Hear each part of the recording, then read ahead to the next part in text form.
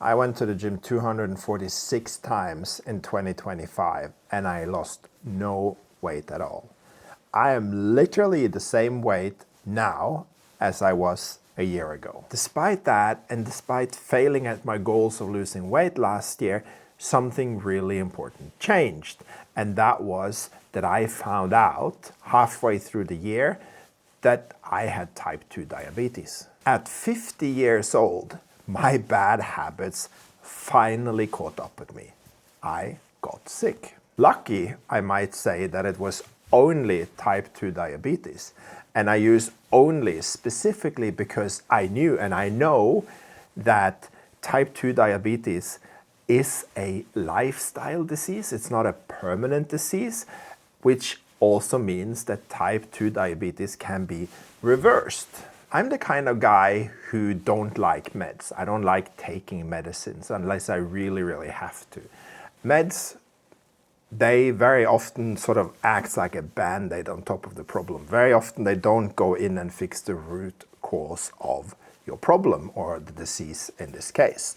So therefore I chose not to go on medication. Now, you do you, I decided to do otherwise. But in my case, I knew that type 2 diabetes is a lifestyle disease and it was my lifestyle that caused this. That meant that I could also change my lifestyle and reverse the disease. And that's what I did. I reversed my type 2 diabetes through training and diet, and knowing that, it kind of makes the issue with my scale, my weight, kind of more confusing because, I did the diet, I did the training, but yet I stayed on the same weight. One of the problems was that I over-focused on exercise and I under-focused on food and insulin response. And even a clean diet can still keep insulin high. I stopped using one of those CGM, continuous glucose monitors, and after that, basically my bad habits got in the way of me achieving better results. So I still have a tendency to snack, and that's what I did. And snacking is there's no good argument for snacking.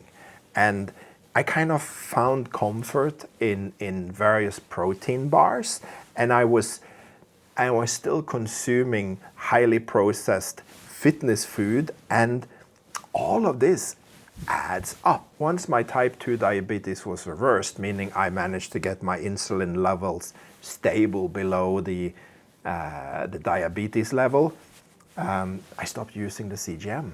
But the fact is, I'm still pre-diabetic, and I'm not properly healed. I'm not 100% well, so to speak. And I lost focus, and I thought I was home free, but that was such a big mistake on my part. So despite going to the gym 246 times in 2025, I still weighed exactly the same. And on top of that, I have over 2.5 million steps logged in that year as well. So I am starting once again a new year, 2026, in exactly the same place I was last year, maybe minus the type 2 diabetic. Now I'm only pre-diabetic, which is not a good place to be anyway. But I need to clarify a few things. I actually lost 5 kilos or around 11 pounds until about November. So the loss that I had, that I came back, actually came back the last 2 months of the year. Why? So first, let me say this. This is really a failure on my part, but I didn't have good enough systems and processes for my life. I had bad habits. I didn't have the necessary guardrails in place.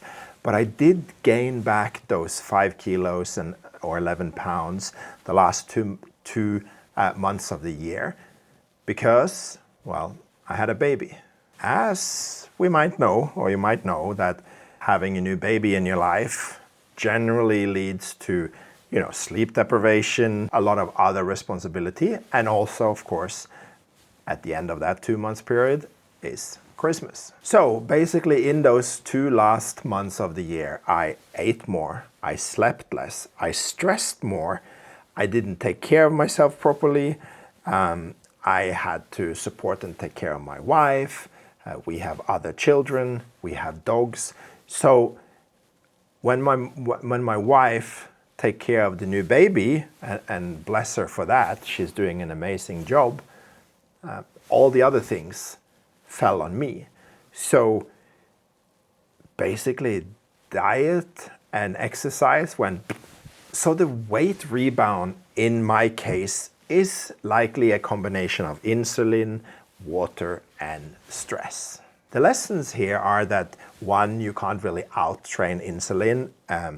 My 246 times to the gym, I think, improved my health markers. My belt size went down 2 holes, so something has changed, and I am stronger, but I'm still the same weight. And yeah, food is basically what controls my body composition, how I look and how I feel, basically. So I guess the big question is, what is changing in 2026 to improve my health and to improve my mind at 51 years old? Well, let me tell you, my priorities are really changing. I'm developing better systems for myself, and I mention a lot of systems. What it basically just means is I'm developing better habits. My training continues. In fact, I'm probably gonna be increasing my amount of times that I go to the gym. However, it's gonna be more varied. Yes, I'm gonna do a lot of strength training, but I'm also gonna do a lot of strength and conditioning and mobility training and stuff like that. And of course, food becomes way, way more important. Both the amount of it and what food I actually consume. So what does that mean? Well, that means that I will focus on low insulin type of foods. Definitely no snacking. Protein bars, and eating fewer times per day.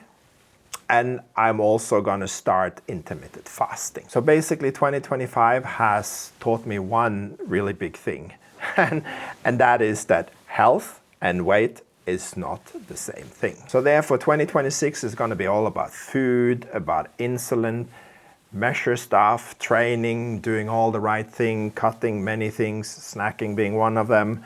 And actually, I forgot. I actually was in the pharmacy earlier today and I got myself a new CGM that I left in the other room. So that's going back, starting measuring and seeing what food makes my blood sugar spike and just really keeping it low. The fact is, I'm 51 years old and it's about time I grow up and take this shit seriously.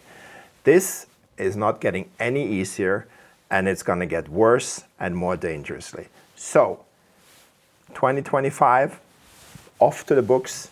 I'm gonna fix everything 2026. Let's go. And that's all that I had for you today. There will be a new video tomorrow.